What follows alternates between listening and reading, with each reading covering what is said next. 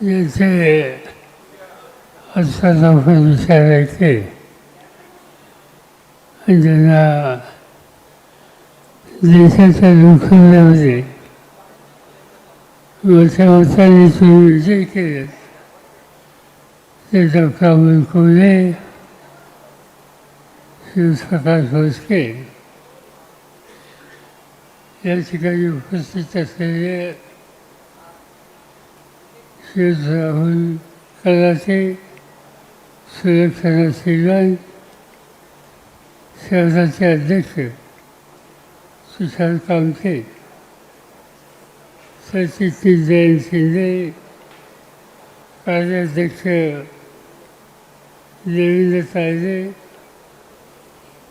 विद्यार्थ्यांचं नेतृत्व करणारे सहकारी सुनील गव्हाणे, प्रदेश कार्याध्यक्ष युवकांचे रविकांत बर्फे, महिला अध्यक्षा ज्योती निंबाळकर, युवक अध्यक्ष विद्यार्थी आयुष्य, अन्य सगळ्या ज्या शाखा आहेत त्यांचे पदाधिकारी आणि उपस्थित सहकारी बंधू गेले. बऱ्याच दिवसातून आज तुम्हाला लोकांच्या समोर सुसंवाद करण्याची संधी मला मिळाली. पिंपरी चिंचवड एक आगळी वेगळी नगरी आहे. एक काळ असा होता की अनेक खेडी शिवारामध्ये शेती आणि त्या शेतीशी इमान राखणारा शेतकरी हे सगळं चित्र त्या ठिकाणी होतं. 1960 साली महाराष्ट्र राज्याची निर्मिती झाली आणि यशवंतराव चव्हाणांच्या सारखं नेतृत्व आलं. या नेतृत्वाने या पिंपरी चिंचवडचा चेहरा बदलता कसा येईल या दृष्टिकोनातून पावले जाते. नव्या पिढीला फारसं माहीत नसेल पण जुनी ही जाणकार आहे की हा चेहरा बदलण्याच्यासाठी अण्णासाहेब मगर यांच्यासारखं व्यक्तिमत्व आलं.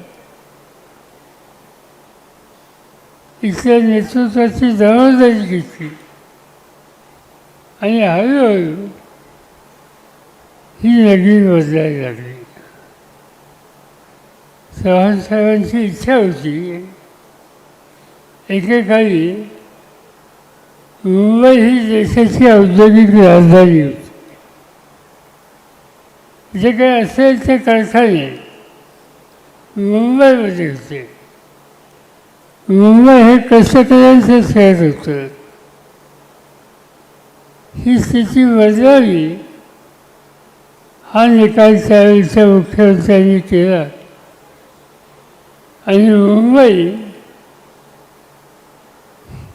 ही आर्थिक क्षेत्राची नगरी व्हावी आणि औद्योगिकरण हे पुण्याच्या बाजूला जावं असा विचार त्यांनी कृतीमध्ये आणला. याआधी टाटा, कमलनाथ बजाज, वसंत वैद्य असे अनेकांची नावं घेता येत की त्यांना चव्हाण साहेबांनी प्रोत्साहित केलं आणि कारखानदारी या ठिकाणी उभी करायचा कार्यक्रम हातामध्ये घेतला. मला आठवतं आहे की तेलकवचा एक कारखाना झाला ते इथलं चित्र बदलायला लागलं आणि हळूहळू ही औद्योगिक नगरी महाराष्ट्राची एक अत्यंत महत्त्वाची नगरी आहे. इथे कष्ट करण्याच्यासाठी उत्पादन तयार करण्याच्यासाठी महाराष्ट्राच्या कानाकोपऱ्यातले लोक आले. हे शहर असं आहे की इथं प्रत्येक जिल्हा आहे. तुम्हाला कोल्हापूर दिसेल, तुम्हाला सातारची संघटना दिसेल, तुम्हाला खानदेशाची संघटना दिसेल, तुम्हाला मराठवाड्याची संघटना दिसेल, तुम्हाला विदर्भातल्या सहकाऱ्यांची संघटना दिसेल. महाराष्ट्राच्या कानाकोपऱ्यातलं नवी पिढी या ठिकाणी कष्ट करण्याच्यासाठी आली आणि त्यांच्या घामातून हे शहर बदललं. हजारो हातांना काम त्या ठिकाणी मिळालं. आमच्या सगळ्यांच्या काळामध्ये आम्ही थोडं धोरणातनं बदल करून काही पावलं टाकायला सुरुवात केली. निवड सगळं लक्ष उद्योगाचं पिंपरी चिंचवड पुरतं सीमित ठेवून चालणार नाही. इथं प्रोत्साहन दिलं, पण यावरच माझ्याकडे राज्याची जबाबदारी होती. त्याला एक महत्त्वाचा निकाल मी घेतला आणि तो निकाल म्हणजे एकेकाळी मुंबई ही उद्योगनगरी, नंतरच्या काळामध्ये पिंपरी चिंचवड ही उद्योगनगरी. आता हे उद्योगाचं क्षेत्र विकेंद्रित स्वरूपात झालं पाहिजे आणि त्यासाठी अनेक ठिकाणे निवडली. आज एकेकाळी चाकण एक लहानसं गाव होतं. आज चाकणचा चेहरा बदललेला आहे. अनेक कारखानदारी त्या ठिकाणी उभी आहे. मला आठवत आहे की एक दिवशी मी नगरवरून पुण्याला येत होतो आणि रांजणगावचा गणपती याचं दर्शन घेतल्याच्या नंतर समोर सगळी फरीक झाली होती. माझ्यावर आमचे सहकारी होते त्यावेळेचे जिल्हा परिषद अध्यक्ष, ज्यांचं नाव बापूसाहेब फिटे. तर बापूसाहेबांना विचारलं की सगळी फरीक जमीन कुणाची आहे आणि कोणतं पीक घेतलं जातं. त्यांनी सांगितलं शिरूर तालुका हा दुष्काळी तालुका आहे. जमीन आहे पण पाणी नाही आहे. त्याच्यात बदल केला पाहिजे. मी म्हटलं इथं कारखानदारी करायला प्रोत्साहन दिलं तर काही एवढी लोक येते.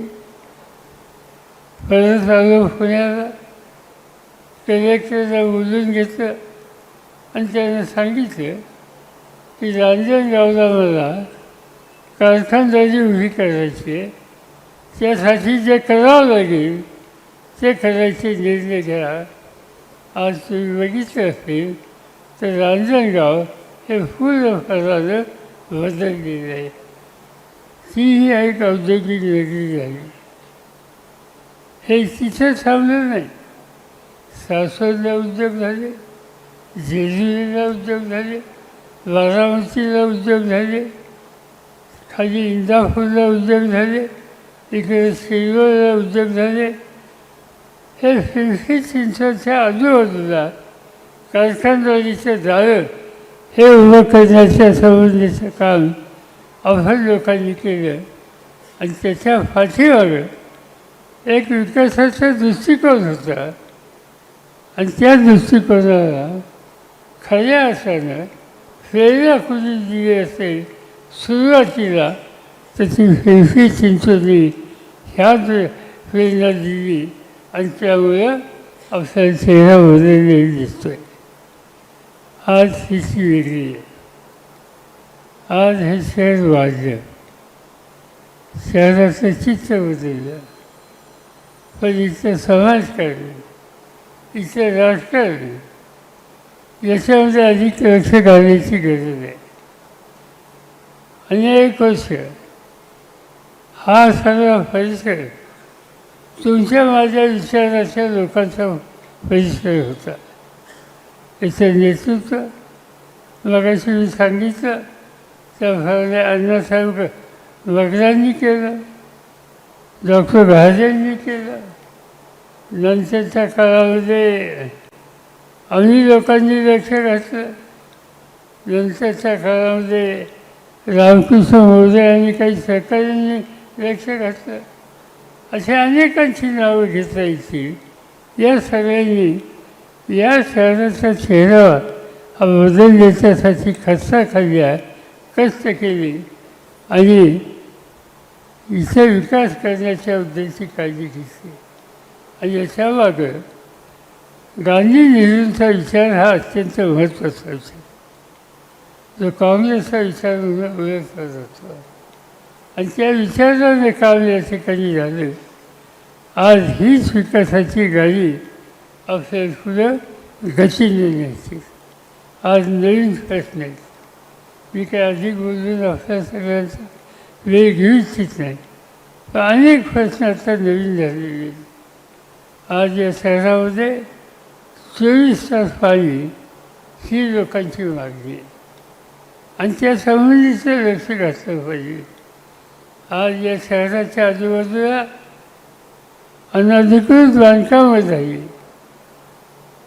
नाईलाजानं निवाऱ्याची सोय नाही, पर्यायी व्यवस्था नाही आणि म्हणून गुंठेवारी झाली.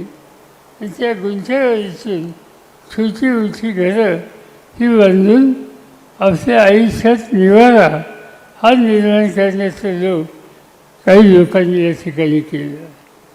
आज ही बांधकामे कायम करण्याच्या उद्देशाची भूमिका घेण्याचा पर्याय झाला नाही.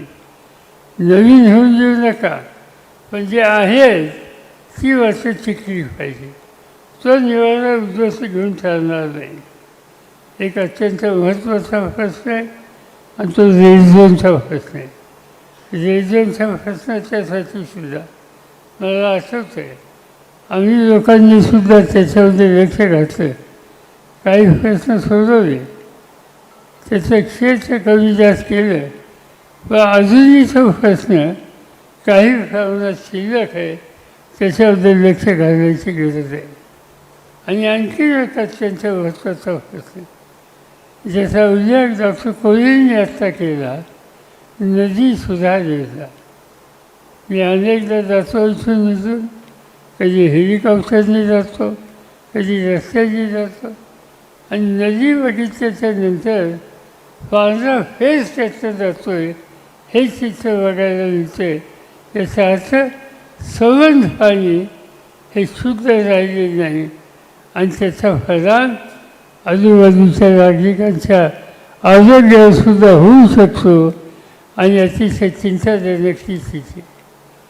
असे अनेक प्रश्न आज या ठिकाणी आहेत आणि हे प्रश्न सोडवायचे असतील तर एका विचारानं काम करणारं संघटन याची अत्यंत आज आवश्यकता आहे.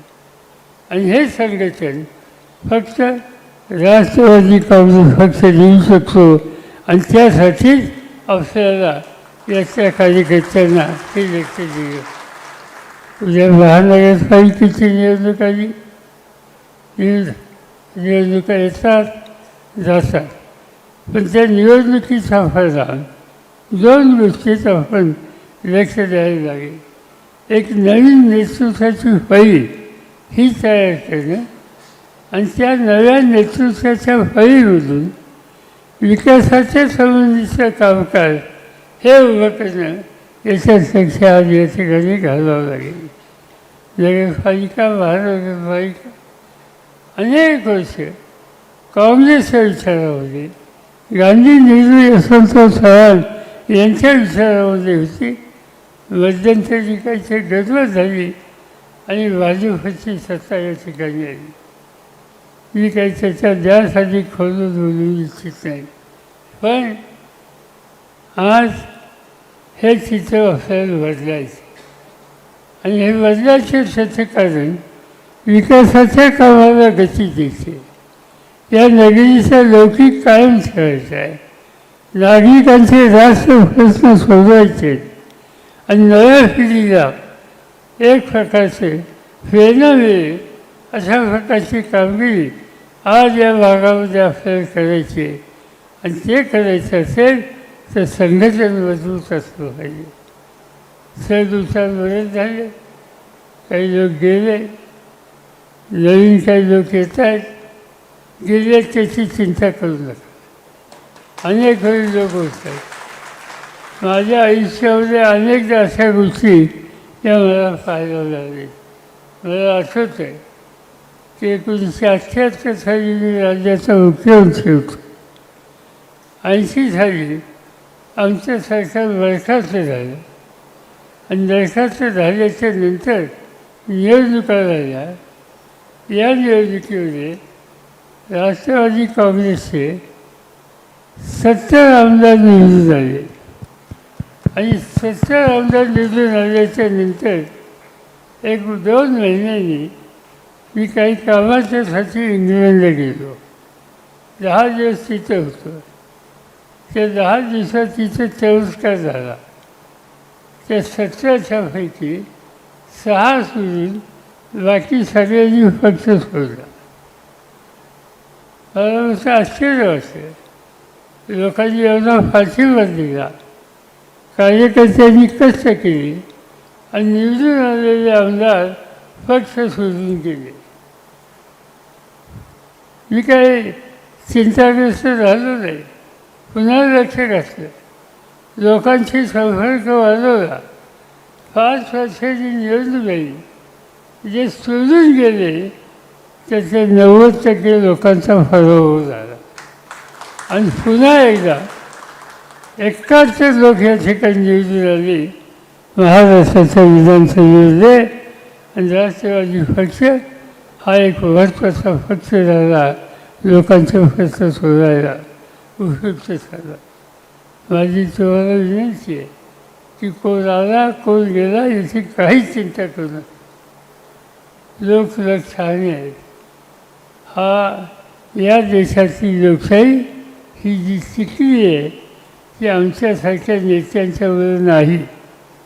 ही लोकशाही टिकली सामान्य माणसाच्या सामुदायिक शहाणपणात, त्याच्या एकीतून आज ही टिकली आहे.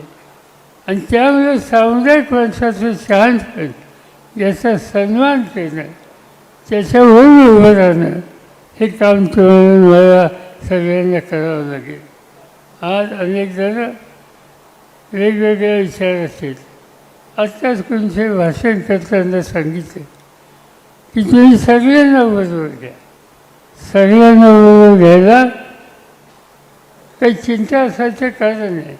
पण सगळे म्हणजे कोण? सगळे म्हणजे गांधी, नेहरू, चव्हाण यांचा विचार, फुले शाहू आंबेडकर यांचा विचार हा जो सगळे म्हणत असेल तसे सगळे मला बांधू आहे. पण सत्याच्यासाठी भाजपबरोबर जाऊन बसायचं ही भूमिका कुणी मांडत असेल तर हा विचार काँग्रेसचा विचार नाही. आणि त्यामुळं कुणाशीही संबंध ठेवा, पण भाजपशी संबंध हा काँग्रेसच्या विचारात असू शकत नाही. आणि त्यामुळं अशा पद्धतीने संधी साधू करायचं राजकारण हे आपल्याला प्रोत्साहित करायचं नाही. आणि त्या दृष्टिकोनातून पावलं हे आपल्याला टाकायचे. आज या मतदारसंघामध्ये म्हणजे असं चित्र होतं, लोकांना वाटत होतं की आता हा पक्षाला काही भविष्य आहे का नाही. पण मला अतिशय आनंद आहे की या सगळ्या काळामध्ये आपल्या सगळ्या कार्यकर्त्यांनी, विशेषतः तुषार कामते असोत, सुरेखा श्रीवंत असोत, राहुल कलाचे असोत, अरुण बोराजे असोत, प्रकाश मस्के असोत, अनेकांची नावं या ठिकाणी घेता येतील. देवेंद्र तायडे, नेते जयंत शिंदे, सुनील गव्हाणे किंवा रविकांत बसवे, अनेकांची नावं घेता येतील. या सगळ्यांनी या सगळ्या अस्वस्थ परिस्थितीमध्ये पुन्हा एकदा पक्षाचा झेंडा आपल्या खांद्यावर घेऊन पक्ष पुन्हा मजबूतीने उभं करण्याचा निर्धार केला आहे.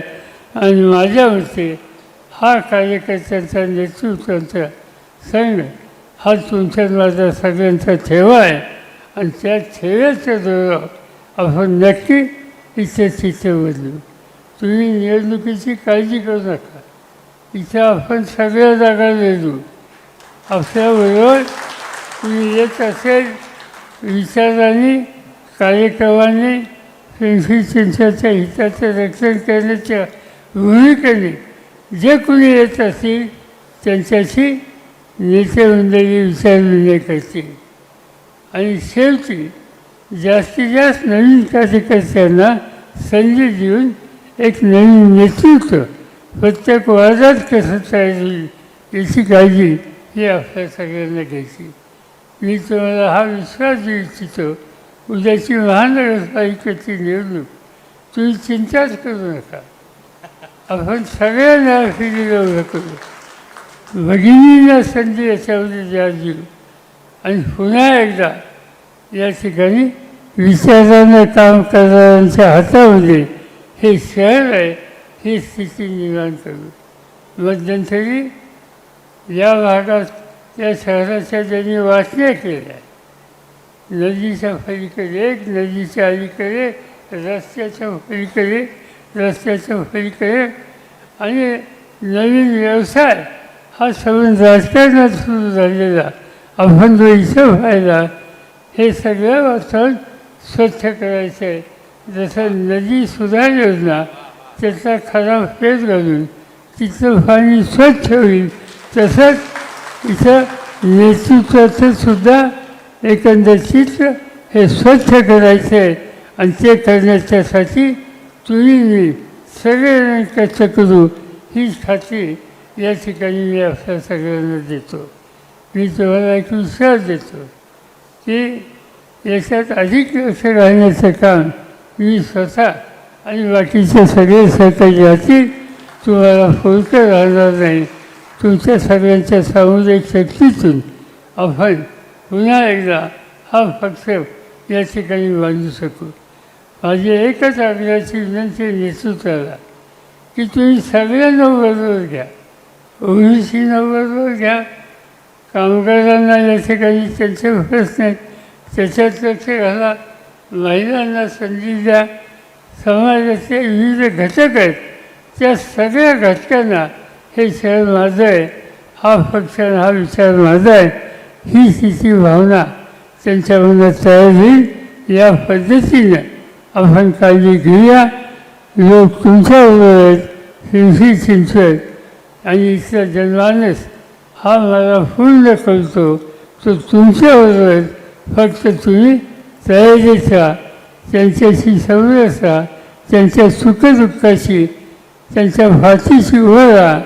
तुम्हाला यश हे दिल्याशिवाय राहणार नाहीत. त्या यशाच्यासाठी तुमचा प्रोत्साहन या ठिकाणी मी करतो आणि माझे 2 शब्द सोडतो.